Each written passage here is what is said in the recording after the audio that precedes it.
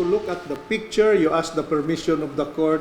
Kapin usa ka gatos ka mga child pornography materials ang nasakmit sa mga ahente sa National Bureau of Investigation 7 kon NBI 7 gikan sa cellphone ni 𝗠𝘆𝗧𝗩 gipasanginlan nga facilitator o tigbaligya og mga litrato ug video nga makitang mipahimulos og mga bata. Nasikop ang suspect sa ilang panimalay sa Calawisan Road sa Dakbayan sa Lapu-Lapu sa NBI 7 ni adtong Nobyembre 27. Gani gikonfirmar si Henson nga usa ka child abuser sa gilusad nga joint operation sa NBI, kauban ang United States Homeland Investigation Office, diin nag-undercover sila og transaksyon tali kang Henson ni adtong Nobyembre 18.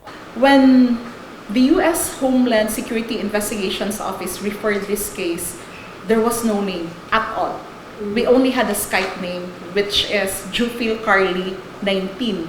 So just imagine having to establish the identity of this person. The place where he would manufacture, sell, and produce all of this sisayam is actually from Zone Lato in Barangay Calawisan, and that is in Lapu-Lapu City. Nagkanayon ang agent on case sa NBI 7, si Maria 𝗠𝗀𝗧𝗩 𝗡𝗲𝗄, nga mulapa og usa ka tuig na kining modus ni Henson.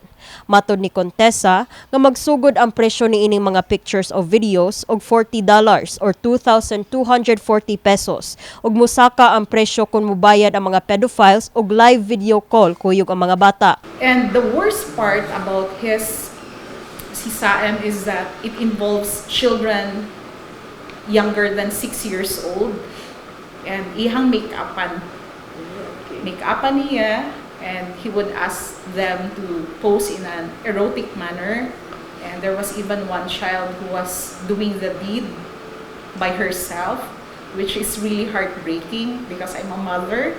Apan depensa ni Henson kinsa natanggong karon sa custodial facility dinhi sa NBI 7 nga kinuha ra niya ang mga hulagway og videos gikan sa internet.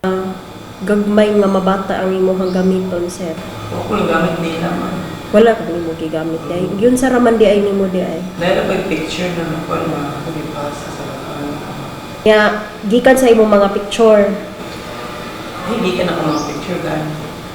Kinuha na ito na Mga kinuha. Sa kaipan sa Google. Bibutyag ang Regional Director sa NBI 7 si Attorney Renan Agustos Oliva nga mag-atubang ang suspect og upat ka kaso kalapasan sa RA 11930 o ang Anti-Online Sexual Abuse or Exploitation of Children Act o guban pa. Sa ilahang gilusad nga operasyon, na-rescue sa mga otoridad ang 5 ka individual, 3 ka minor de edad, 1 ka 19 anyos ug 34 anyos ug karon gipahimutang kining mga biktima sa Department of Social Welfare and Development. It contains hundreds of pictures.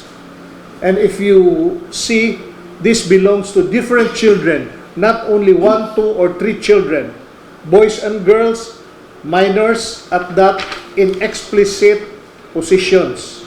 A child of tender age conversing with a undercover, asking for things in exchange for showing her private parts is sickening. Kini si Elaiza Penaranda, alang sa My TV, Cebu.